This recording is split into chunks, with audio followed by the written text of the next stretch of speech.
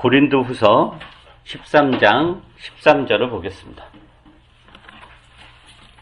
고린도후서 13장 13절입니다. 제가 읽겠습니다. 고린도후서 13장 13절. 주 예수 그리스도의 은혜와 하나님의 사랑과 성령의 사귐이 여러분 모두 함께 하기를 빕니다. 오늘은 성령 하나님에 대해서 이야기를 하려고 합니다. 보통 교회에서 하나님과 성부 하나님과 예수 그리스도에 대해서는 굉장히 이제 많은 이야기를 하고 있죠. 근데 이제 상대적으로 성령 하나님에 대해서는 이제 별로 언급하지 않는 것 같습니다. 물론 우리가 뭐 성령님 계속 뭐 많이 부르고 이야기를 하지만 성령 하나님에 대해서 구체적으로 뭐 배우거나 이러지는 않는 것 같아요. 그러다 보니까 또 성령 하나님에 대해서, 즉 성령님에 대해서 상당한 오해도 이렇게 있는 것 같습니다. 대표적인 오해는 뭐냐면은 성령을 어떤 영적 에너지로 여기는 겁니다. 영적 에너지. 그런 거 있잖아요. 무슨 기라든가 어떤 우주의 기운, 무슨 영적인 어떤 파장, 이런 식으로 성령님을 이해하는 경우가 있습니다. 그리고 사실은 우리 찬송가나 이런 데도 그렇게 오해하게끔 되어 있는 표현들이 있어요. 우리가 아까 그 예배 전에 불렀던 찬송에도 성령을 부어주소서, 우리가 예수님을 부어주소서 이렇게 안 하잖아요. 하나님을 부어주소서 이렇게 안 하죠. 근데 성령은 부어주소서 이런단 말이에요. 그러니까 이 성령이 그것은 어떤 물건이라든가 도구 같은 것으로 이제 많이 오해를 한다라는 거죠. 어떤 기적이라든가 초월적인 경험을 만들어내는 도구로 여기는 거죠. 병을 치료하는 도구, 뭐 돈을 벌어다 주는 도구, 우주의 비밀을 여는 도구, 이런 식으로 성령을 이해하는데 이건 성령에 대한 매우 잘못된, 아주 그릇된 왜곡입니다. 그리고 이제 그렇게 성령을 도구로 여기다 보니까 어떤 일이 발생하냐면은 내가 성령을 조종할 수 있다라고 주장하는 거예요. 왜냐하면 성령이 도구로 여겨지면 그 도구를 내가 가지고 있으면 그 도구를 내가 마음대로 휘둘릴 수 있는 거 아니에요.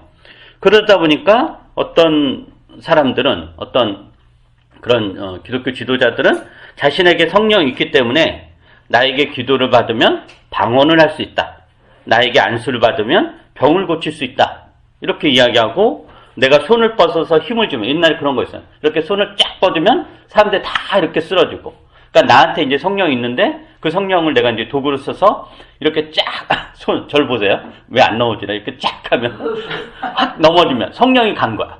이런 식으로 내가 성령을 줄 수 있다. 이렇게, 이런 식의 오해, 이런 것들은 다 일고의 가치도 없이 사이비입니다. 가짜입니다. 전혀 그 기독교 신앙에서 이야기하는 성령인과 아무런 관련이 없습니다. 우선 성경은 성령님을 뭐라고 이야기해요? 성령님은 하나님이시다라고 해요. 하나님. 근데 성령님이 하나님이시다라는 것은 성령님이 인격적이다라는 뜻이죠. 그러니까 성령님은 무슨 에너지를 만들거나 무슨 에너지거나 무엇을 만들어내는 도구가 아니라 스스로 생각하시며 판단하시며 결정하시며 행동하시며 소통하는 분입니다. 성령님이. 성부 하나님이 그런 것처럼, 성자 하나님이 그런 것처럼 성령 하나님도 그러하다라는 거죠. 그래서 이제 오늘은 이 성경에서 성령님을 어떻게 이야기하고 있는지, 그 주된 역할은 뭔지, 그리고 우리가 성령과 함께 살아야 되는데 그게 뭔지, 이런 것들을 좀 살펴보려고 합니다. 오늘 읽은 이 본문 고린도서 13장 13절은 굉장히 익숙한 구절이에요. 그죠? 이게 우리 세번역으로는 약간 그 어감이 안 사는데, 우리가 모든 교회는, 개신교회는 다 예배 끝에 축도가 있잖아요. 그 축도 구절이 13장 13절이에요. 그 개역성경으로 하면 이제는 이렇게 손을 들고, 목사님이 이제는 우리 주 예수 그리스도의 은혜와 하나님의 사랑과 성령의 교통하심이 이제부터 영원까지 함께 있을지어다. 혹은 어떤 교단은 축원합니다. 이런 식으로 이제 딱 하면서 예배가 맞춰지잖아요. 그래서 굉장히 익숙한 표현이 이 13장 이제 13절이에요. 축도 문구죠. 근데 이 구절을 보면은 삼위일체 하나님 각각의 주된 역할이 나와요. 어떻게 나오냐면은 뭐죠? 예수 그리스도는 은혜예요. 예수 그리스도 은혜, 우리 주 예수 그리스도 은혜. 그 하나님은 성부 하나님이죠. 하나님은 사랑이에요. 그럼 성령 뭐예요? 사귐이다라는 거죠. 이게 개역성경 교통 이렇게 표현돼. 교통, 교제, 사귐 다 같은 말이에요. 그러니까 성령님의 역할은 다양하지만 그 중에서 가장 핵심적인 게 뭐냐면은 사귐이다라는 거예요. 사귐. 우리가 이제 이전 설교에서 계속 여러 번 반복했던 거예요. 하나님이 삼일체로 계신다. 그건 뭐냐? 삼일체 하나님의 관계는 어떤 관계냐면은 사랑으로 이루어지는 사귐의 관계다. 이런 것들을 우리가 이제 살펴봤죠. 그러니까 하나님께서 영원 전부터 삼위일체 하나님을 존재하세요. 그러니까 성부와 성자, 성령 하나님으로 존재하시는데 그것의 의미는 뭐냐면은 하나님께서 독단적으로 홀로 계신 분이 아니라 혼자 계신 분이 아니라 성부와 성자, 성령이라는 공동체적 관계로 존재하신다. 그래서 하나님은 영원 전부터 사귐의 관계로 존재하신다 라는 거예요. 그래서 우리가 하나님의 가장 중요한 속성은 사랑이라고 하는데 사랑이라는 게 그런 거죠. 사랑은 혼자 하는 사랑은 아니잖아요. 나 혼자 있는데 무슨 사랑을 해요? 나 혼자 있는데. 그러니까 사랑은 늘 대상이 있어야 되는 거예요. 그죠? 그래서 이 사랑은 늘 대상이 있어야 되고 대상이 있다는 건 뭐예요? 그 사람과 사귄다는 거잖아요. 사귄다. 그러니까 사귐이 없는 사랑은 사랑이 아니다라는 거죠. 그 지난 예전 설교에서 우리가 동정과 사랑이 이렇게 해서 구별이 된다 그랬죠. 우리가 길을 가다가 어떤 노숙자한테 돈을 준다. 이건 동정이죠. 이거는 사랑이 아니에요. 왜 사랑이 아니에요? 그게 나쁘다는 뜻이 아니라 사랑에는 반드시 사귐이 있어야 되는데 내가 길을 가다 돈을 딱 주고 그냥 가는 거는 사귐이 아닌 거잖아요. 그냥 동정하는 거죠. 그 동정이 나쁘다는 게 아니고 그 동정도 사실은 많이 해야죠. 어쨌든 사랑과 관련된 그런 거다. 대상을 전제한다라는 거죠. 그러니까 대상이 없는 사랑은 그냥 혼자 자뻑에 불과한 거예요. 그래서 하나님이 사랑이시다라는 것은 하나님은 곧 사귐을 가지고 계신다라는 의미죠. 근데 그 하나님께서 삼일체 하나님께서 영원 전부터 사귐의 관계를 맺고 계셨는데 그 사귐의 관계를 확장시키기 위해서 뭘 하셨냐? 세상을 창조하셨다는 거예요. 그 세상을 창조하시고 특히 사람을 뭘로 만드셨냐면은 당신의 형상대로 만드셨다라는 거죠. 그러면 하나님이 사람을 당신의 형상대로 만드셨다라는 것은 다른 말로 하면 하나님의 속성을 닮은 피조물로 만드셨다라는 거예요. 그래서 사람은 하나님을 반영하는 존재인 거예요. 그러니까 우리가 그래서 사람을 보면 하나님이 어떤 분인가 알 수 있다는 거죠. 왜냐하면 하나님의 형상이니까. 하나님 형상이니까. 그래서 사람은 하나님의 속성을 반영해야 되는데 그 반영하기 위해서 어떤 조건이 있어야 되잖아요. 그래서 하나님께서 사람을 하나로 만들지 않고 둘로 만들었다는 거예요. 그게 의미예요. 하나로 만들지 않고 둘로 만들었다. 둘은 이미 하나면은 사랑의 관계, 사귐의 관계를 가질 수 없죠. 둘이어야 되는 거예요. 둘 이상이어야 되는 거예요. 그래서 하나님께서 사람을 당신의 형상대로 만드셨다. 즉 당신의 속성을 반영하는 존재, 즉 사귐의 사랑의 속성을 반영하는 존재로 만드셨기에 둘로 만드셨다. 즉 공동체적 존재로 만드셨다라고 하는 거죠. 그래서 삼위일체 하나님이 공동체적 존재이듯이 사람도 하나님처럼 공동체적 존재이다라는 거예요. 그래서 이런 맥락에서 기독교 신앙에서 굉장히 중요한 게 뭐냐면 사귐이에요. 이게 되게 많이 약화되어 있죠. 현대 기독교에서 되게 많이 약화되어 있지만 이 사귐은 기독교 신앙에서 굉장히 중요한, 있으면 좋지만 없어도 괜찮은 그런 것이 아니다라는 거예요. 기독교 신앙의 핵심이다라는 거죠. 그래서 기독교 신앙에서 우리가 하나님을 우리는 믿잖아요. 그죠? 우리가 하나님을 믿어요. 하나님을 믿고 예수 그리스도를 믿어요. 신을 믿어요. 근데 기독교 신앙에서 하나님을 믿는다는 것은 어떤 의미냐면은 하나님과 사귐을 갖는다라는 뜻이에요. 근데 생각을 해보세요. 대부분의 그 이방 종교에서 신과 인간의 관계는 어떻죠? 신과 인간의 관계. 단순하게 이야기하면 이렇죠. 신은 무한한 능력을 가지고 있어요. 근데 인간은 별다른 능력이 없고 늘 고통을 당해요. 그러니까 인간에게 뭐가 필요하죠? 신이 가진 능력이 필요하죠. 병을 고칠 수 있는 능력, 돈을 벌 수 있는 능력, 폭풍을 잠재울 수 있는 능력, 내 원수를 죽일 수 있는 능력. 이게 나한테는 없어요. 근데 신에게는 있어요. 그래서 인간은 신의 능력이 필요해요. 그럼 또 신은 뭐가 필요하죠? 그런 이방 종교에서 신은 인간의 찬양과 경배가 필요해요. 인간의 찬양과 경배로 먹고 사는 게 신이에요. 그래서 신은 인간에게 나를 경배하라, 나를 찬양해라, 나를 예배하라, 나를 정성껏 모셔라, 이것을 요구해요. 그러면 내가 너의 요구를 들어주겠다. 그래서 인간은 지극정성을 다해서 신을 경배하죠. 엄청난 제사상을 차리거나 지극정성을 쏟거나 자기의 가장 사랑하는 자녀를 죽여서 제물로 바치거나 온갖 지극정성을 쌓아서 신을 찬양하고 신의 능력을 얻으려고 그래요.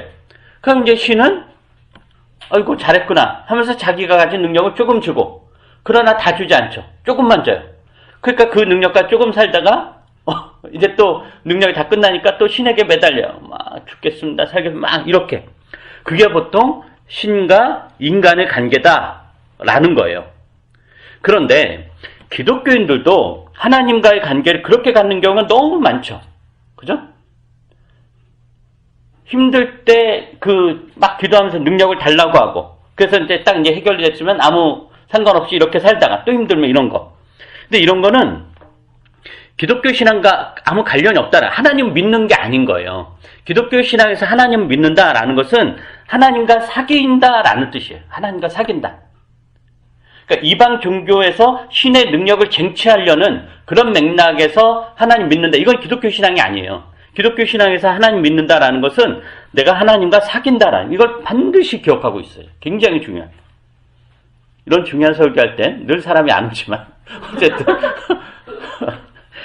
그래서 이러한 기억하고 있어야 되고, 그래서 그 하나님과의 사귐을 위해서 누가 오셨냐?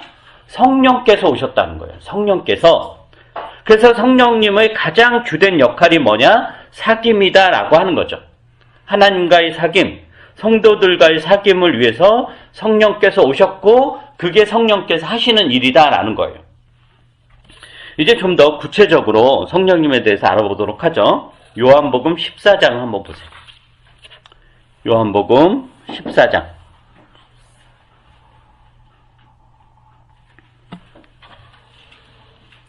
요한복음 14장 15절부터 31절입니다. 제가 읽죠. 길지만 기니까 제가 빨리 읽을게요. 요한복음 14장 15절부터 31절. 너희가 나를 사랑하면 내 계명을 지킬 것이다. 내가 아버지께 구하겠다. 그리하면 아버지께서 다른 보혜사를 너희에게 보내셔서 영원히 너희와 함께 계시게 할 것이다. 그는 진리의 영이시다. 세상은 그를 보지도 못하고 알지도 못하므로 그를 맞아 들일 수가 없다. 그러나 너희는 그를 안다. 그것은 그가 너희와 함께 계시고 또 너희 안에 계실 것이기 때문이다. 나는 너희를 고아처럼 버려두지 아니하고 너희에게 다시 오겠다. 조금 있으면 세상이 나를 보지 못할 것이다. 그러나 너희는 나를 보게 될 것이다. 그것은 내가 살아있고 너희도 살아있을 것이기 때문이다. 그날에 너희는 내가 내 아버지 안에 있고 너희가 내 안에 있으며 또 내가 너희 안에 있음을 알게 될 것이다.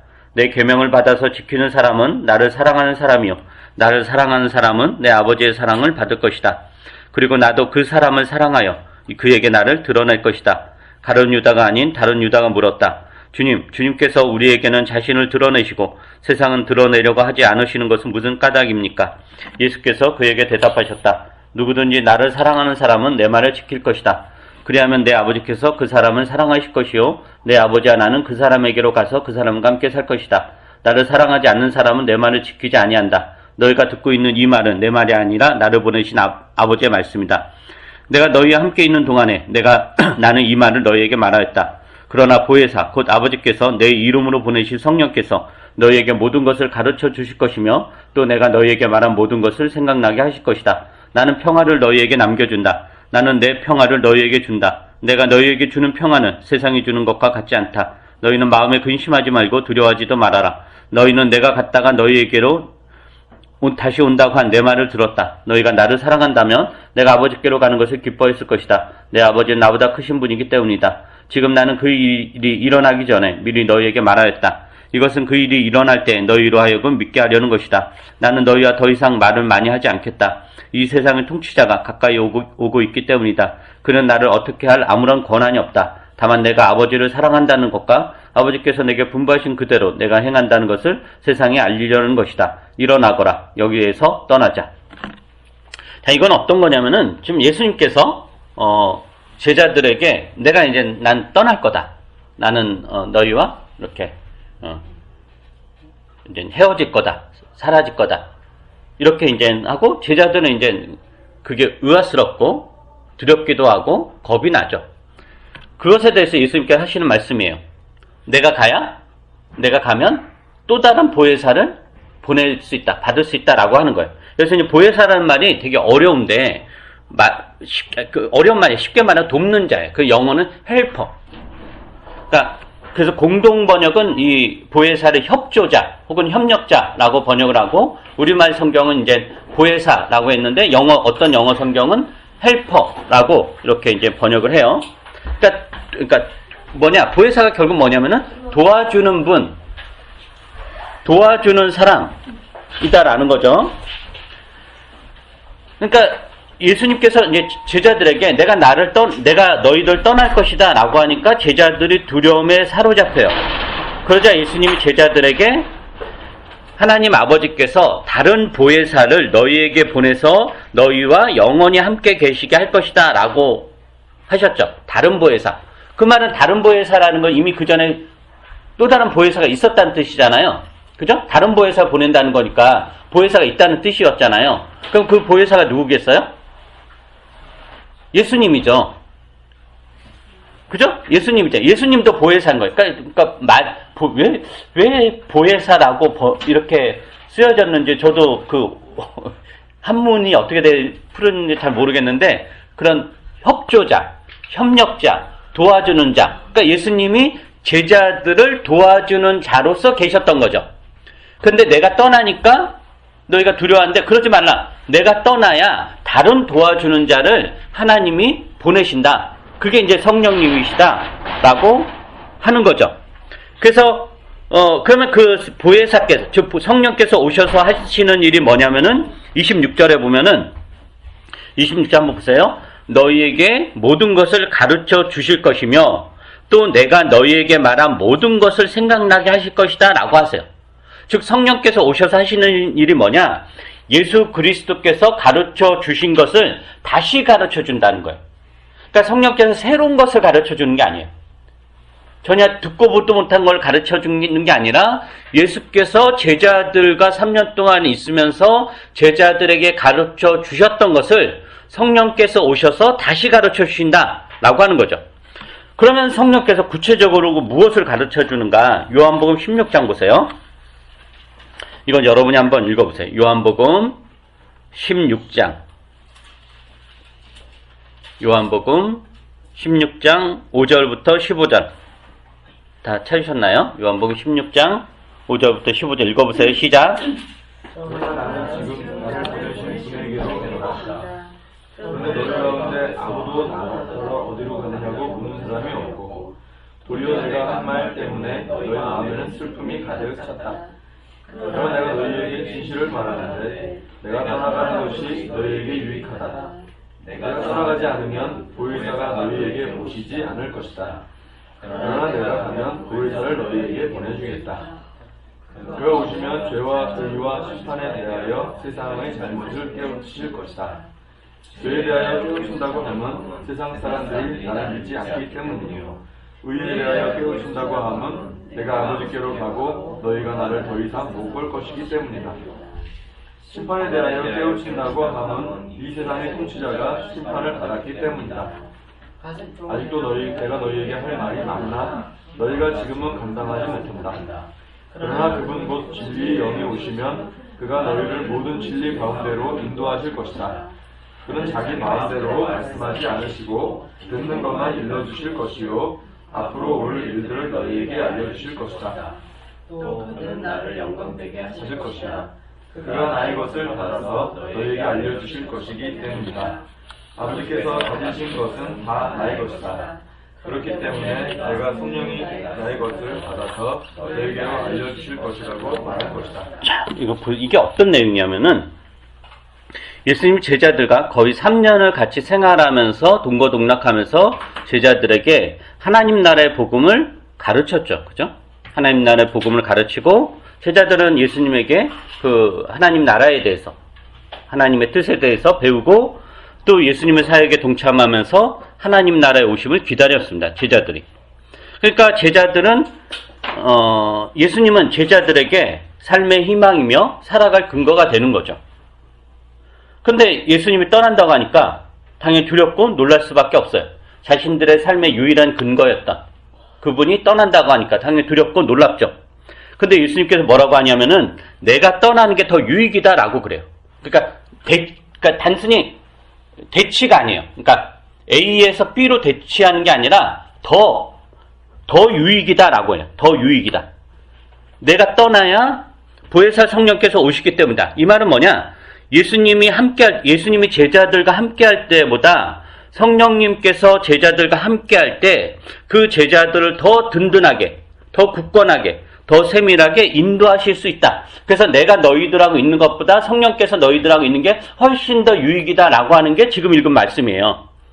그래서 이런 맥락에서 보자면은 우리가 이렇게 이걸 이해할 수 있는 거예요. 이제 예수님과 함께 했을 때의 제자들의 삶과 예수님이 떠나시고 성령께서 함께 했을 때의 제자들의 삶이 다르잖아요. 그죠? 생각해 보세요. 예수님이 온갖 기적을 베풀고 온갖 정말 온 희한한 기적들을 다 베풀면서 제자들을 이끌었잖아요. 제자들 3년 동안. 근데 3년 동안 이끌었던 결과가 뭐였죠?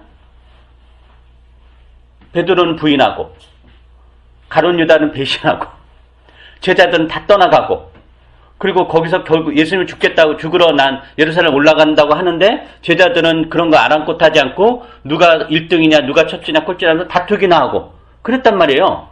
예수님과 함께 했는데 그런데 그랬던 제자들이 어떻게 돼요?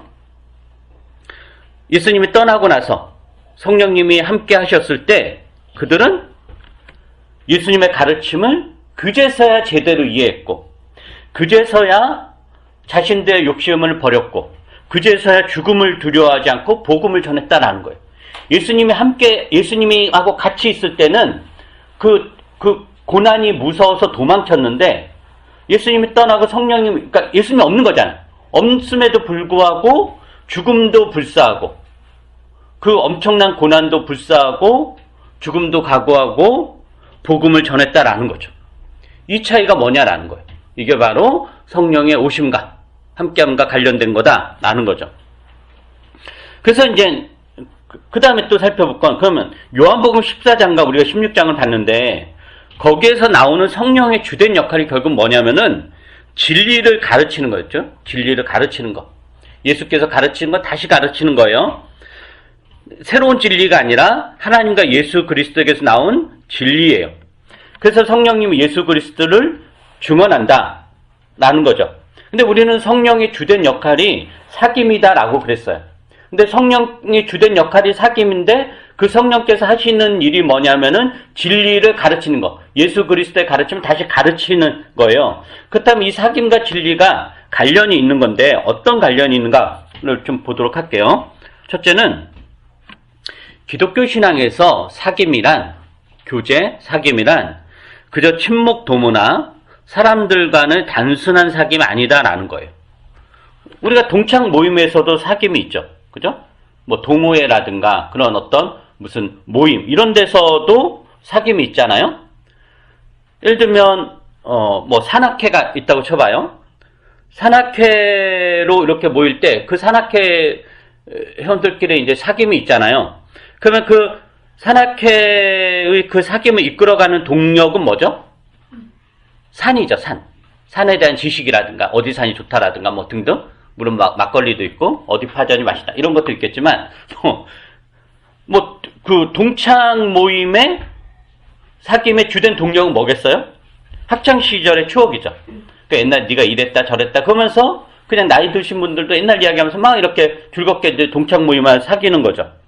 뭐 책 읽기 모임에서 사귐의 동력은 뭐예요?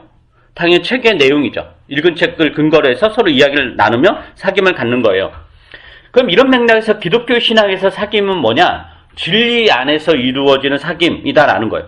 그럼 그 진리가 뭐냐? 예수 그리스도이며 하나님의 말씀인 거죠. 그러니까 말씀 없이는 기독교적 사귐은 불가한 겁니다. 그래서 이런 맥락에서 우리가 하나님 말씀을 읽고 듣고 배우고 서로 나누어야 돼요.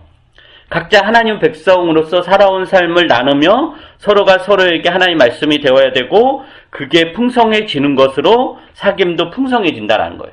근데 만약에 교회에 그러한 것이 없는 상황에서 단지 사귐만 있다면 그건 그냥 동창 모임이나 취미 동호회 이런 것과 전혀 다를 바가 없는 거죠. 근데 두 번째는 그럼 성령께서 이제 무엇을 하시는가? 우리가 그런 신자로서의 하나님 안에서 사귐을 가질 때 그러면 성령께서는 무엇을 하시는가라는 거예요. 성령께서는 우리가 하나님 말씀 안에서 서로 사귐을 가질 때 거기에 함께 해서 우리가 나누는 말씀과 신자의 사귐을 든든하게 하고 굳건하게 하고 풍성하게 하신다라는 거예요. 그러니까 성령의 역할이 진리를 가르친다고 그랬잖아요. 근데 진리를 가르치는 게 이런 게 아니에요. 계시가 아니에요. 그러니까 성령께서 진리를 가르친다는 거는 계시가 아니에요. 그러니까 굉장히 그 사이비 이런 그 기독교의 그런 사이비 그런 이단 이런 사람들은 자기 성령을 받았다 그러잖아요. 성령을 받아서 성령께서 하시는 말씀이다 그러면서 엉뚱한 이야기를 해요. 뭐 옛날에 그런 내가 본 천국이라든가 뭐 하나님 성령께서 나에게 지금의 그 정가 전 뭐 내가 보기엔 그거 자체로 짜가일 것 같아. 뭐 음성을 들었다는 것조차도 어쨌든 음성을 들었다.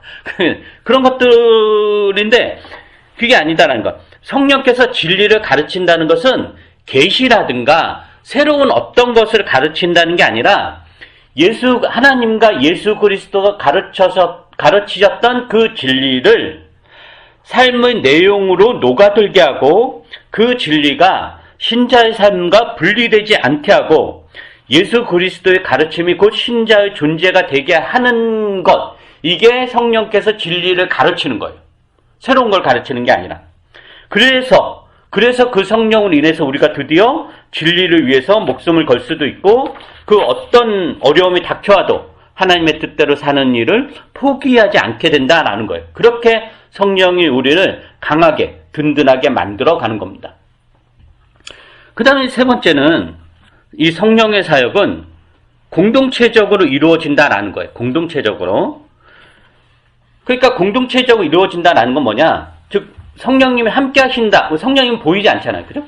근데 성령님이 함께 하셔. 나는 성령님의 뜻대로 살아. 이럴 때 그 증거가 있어야 되잖아요. 그냥 개나 소나 다 성령 받았다고 개나 소나 막 이렇게 하잖아요. 그러면 진짜 이게 성령을 받은 건지 우리가 알 수 있는 방법이 없잖아요. 눈에 보이지 않으니까. 그걸 판단하는 가장 강력한 증거가 뭐냐면은 사귐이에요. 사귐이 있느냐 없느냐. 그러니까 어떤 사람이 성령을 받았다고 하고 성령의 사역을 이야기한다고 할 때 그것의 진위 여부를 판단할 수 있는 근거는 그의 사역으로 인해서 공동체적 사귐이 풍성해지는가, 그 공동체가 더욱더 평등해지고 더욱더 상호 소통하고 교통이 활발하게 이루어지는가, 아니면 개인의 독단적인 결정이나 판단이나 행동이 돋보이는가예요. 개인의 독단적인 결정이나 판단이나 행동이 돋보인다면 그건 그가 아무리 성령을 받았다 그러고 난리날 치고 뭐 귀신을 쫓아내가 해도 그건 다 가짜입니다. 성령은 그렇게 하지 않습니다. 그러니까 성령님과 함께 한다라는 것은 무슨 산에 혼자 가서 백일 기도하고 소나무 뿌리 뽑으면서 기도를 해야 되는 게 아니다라는 거예요. 그런 거는 개인적인 종교 수행일 뿐이에요.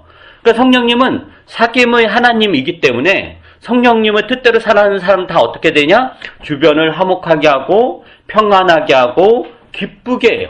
산에 혼자 올라가서 기도하는 것이 아니라, 가끔 사람들 그렇잖아요. 우리 교회는 사실은 이런 설교가 큰 의미가 없는 게, 뭐, 산에 올라가서 기도하는 사람이 있어야, 이런 기도가 그나마, 아, 그렇구나. 내가 반성, 이럴 텐데, 뭐, 전혀, 산이 집에서도 안 하는데, 참, 내가, 어쨌든, 산에 올라가서 기도하는 게 아니라, 주변 사람들과 건강하게 어울릴 수 있는 것. 이게 곧 성령의 사역입니다. 그러므로 우리가 교회로 모여서 말씀을 듣고 서로 삶을 나누는 것은 매우 중요합니다. 성령이 가장 강력하게 역사하는 건 언제냐? 이렇게 교회로 모여서 우리가 말씀을 듣고 삶을 나눌 때입니다. 이런 말이 있죠. 제가 전에도 했던 말인데, 전체는 부분의 합보다 크다. 이런 말이 있어요. 전체는 부분의 합보다 크다.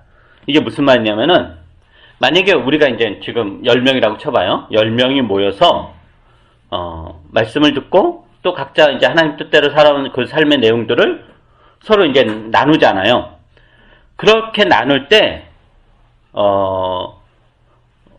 각자 10명인데, 각자 한 명씩 삶을 나누니까, 그러면 10명의 삶을 우리가 나누는 거잖아요? 근데 성령께서 우리 10명이, 각자 한 명의 몫으로 말씀과 삶을 나눌 때, 거기에 역사에서 그걸 수백 명의 힘으로 만든다라는 거예요. 그게, 전체는 부분의 합보다 크다라는 말이에요. 즉, 10명의 사람들이 각자 한 개씩 내어놨어요. 그럼 그 합계는 열이어야 되잖아요. 그죠? 근데 성령의 함께 하심은 10명의 사람들이 각자 한 개씩 내어놨을 때 열이 아니라 100의 경험, 1000의 경험을 하게 한다라는 거예요. 이게 전체는 부분의 합보다 크다라는 의미예요. 그러니까 무한하시고 무궁하신 성령께서 하시는 일이다라는 거죠. 그래서 이런 맥락에서 우리가 교회로 모이고 교회에서 서로 삶을 나누는 건 굉장히 중요한 일이에요. 그러니까 이거는 그냥 해도 그만 안 해도 그만이 아니라 기도보다 더 중요한 일, 기도보다. 굉장히 중요한 일이다. 근데 이제 마지막으로, 그럼 우리가 이제 성령님과 어떻게 함께 할 수 있는가? 눈에 보이지 않잖아요. 어떻게 할 수 있는가라는 거예요. 가장 기본이 되는 것은 뭐냐면은 성령님을 의식하면서 살아야 됩니다. 성령님 의식해야 된다. 성령님이 어디에 계시죠? 어디에 계세요? 사도 바울이 우리 몸을 뭐라고 했냐면은 성령이 계시는 성전이다. 성령 계시는 전이다라고 그랬어요. 그 말은 성령께서 어디에 계시냐? 우리 안에 계시다라는 거예요. 우리 안에 계시다. 이게 간념적인 게 아니라 추상적인 게 그냥 종교적 수사가 아니라 실제로 성령께서 우리 안에 계시다라는 거예요. 그러니까 우리 안에 계시니까 우리가 늘 성령님을 의식하면서 살아야 되죠. 대화를 해야 되죠. 내가 나 혼자 사는 게 아니라 성령님과 함께 살기 때문에 늘 성령님에게 열려 있어야 된다는 거예요. 여러분, 사람에 대한 가장 큰 모욕이 뭔지 아세요? 우리가 싸울 때 가장 모욕적인 게 뭐죠? 그렇죠. 무시하는 거. 화내는 거, 야단치는 거, 욕하는 거 아니에요. 그건 그나마 사람 취급하는 거예요. 내가 누구한테 화낸다. 그래도 걔를 인간 취급하니까 화를 내는 거예요. 근데 내가 이제 걔를 인간 취급 안 한다. 없는 사람 취급한다. 어떻게 돼? 무시하는 거죠. 그러니까 사람에게 가장 큰 모욕은 뭐냐면은 무시하는 거예요. 없는 사람 취급하는 거. 가장 큰 모욕이에요. 사람 관계에서. 그리고 그렇게 무시당할 때 어때요? 분노, 가장 강력한 분노나 슬픔의 감정이 일어나죠. 그래서 누군가 나한테 화를 내서 사람을 죽이지 않아요. 물론 그런 사람도 있지만 대부분은 그 살인자들의 이야기를 들어보면 많은 경우가 뭐죠? 제가 나를 무시했어요. 저 인간이 나를 무시해서 내가. 그러니까 상대방이 나한테 화를 내는 건 그냥 짜증나고 기분 나쁘고 나도 같이 화를 내는 거지만 그냥 인간 개무시 취급하는 건 정말 말로 닿을 수 없는 분노 이게 올라와요. 살인 욕구가, 살인 본능이. 그렇게 하면 안 되지만. 그러니까 이제 그 무시라는 건 굉장히 큰 모욕인 거죠. 그럼 성령님도 그렇다라고 하는 거죠. 우리가 성령님을 무시하지 말아야 돼요. 에베소서 4장 30절에는 성령을 슬프게 하지 말라 이런 말을 하고 데살로니가전서 5장 19절에는 너희가 성령님을 소멸시키지 말라 그래요. 슬프게 하지 말라, 소멸시키지 하지 말라. 이게 두 가지가 되게 중요한 말이거든요. 우리 안에 성령이 계신데 그 성령을 슬프게 하지 말라. 그 성령을 소멸시키지 말라 그래요. 이 말은 뭔 뜻이냐면은 성령께서 강제적으로 우리를 어떻게 하는 분이 아니다라는 거예요. 우리 안에서 폭군처럼 우리를 다스리거나 우리를 이끄는 분이 아니에요. 성령님은 어떤 분이야? 우리를 돕는 분이에요. 그러니까 우리의 군주가 아니라, 우리의 주인이 아니라 우리 안에서 우리를 돕는 자로서 계시는 거예요. 그러니까 우리에게 강압적 명령하는 분이 아니다라는 거죠. 그러니까 우리 안에 계신 성령님은 폭군도 아니고 힘술꾸러기도 아니고 변덕쟁이도 아니에요. 그러니까 우리가 성령님을 무시하면, 우리 안에 성령님 우리가 무시하면 성령님께서 우리에게 정신 차리라고 우리의 삶에 함정을 만들거나 우리를 괴롭히거나, 성령님도 너 나 무시해, 나도 너 무시하겠어, 이렇게 하지 않는다는 거예요. 그럼 성령님은 어떻게 돼요? 성령 우리 괴롭히는 분이 아니라 우리가 성령님을 무시하면 성령님은 어떻게 되는데? 슬퍼하시고 소멸되신다, 웅크리신다라는 거예요. 그러니까 비유적 표현은 웅크리고 계신다. 그러니까 성령님이 우리와 사귐의 관계를 갖기를 원하시는데 조종하는 식으로 하지 않는다라는 거예요. 조정하지 않는다. 그러니까 우리가 성령님을 무시하면 성령님은 우리에게 화를 내는 것이 아니라 슬퍼하신다. 점점 더 우리의 영역에서 축소되신다라는 거예요. 그러므로 여러분의 삶의 영역에서 성령님을 무시하지 말고 존중하셔야 됩니다. 삶이 힘들거나 기쁘거나 성령님을 의식하고 성령을 부르고 대화하십시오. 그것을 조금씩 하다 보면 우리 안에 웅크리고 계신 성령께서 환하게 여러분을 맞이할 것입니다. 우리의 삶에 대해서 협력자로서 같이 도울 것이고 우리가 잘못 가지 않도록 인도하실 것이고, 그래서 그것은 예수 그리스도가 제자들을 가르쳤던 것보다 훨씬 더 강력하고 든든하게 성령이 함께 하시고 제자들의 삶이 이루어졌던 것처럼 우리 역시 그렇게 될 것입니다. 이런 맥락에서 사귐의 하나님이신 성령님과 충분히 사귀십시오. 그건 종교적 수사가 아니라 실제로 내 안에 계신 성령님이십니다. 그분을 의식하면서 그분을 무시하지 말고 늘 그분과 대화를 하시고 생각하시고 의논하시고 말을 거십시오. 그러면 우리 안에 계신 성령께서 반드시 응답하실 것입니다. 기도하겠습니다.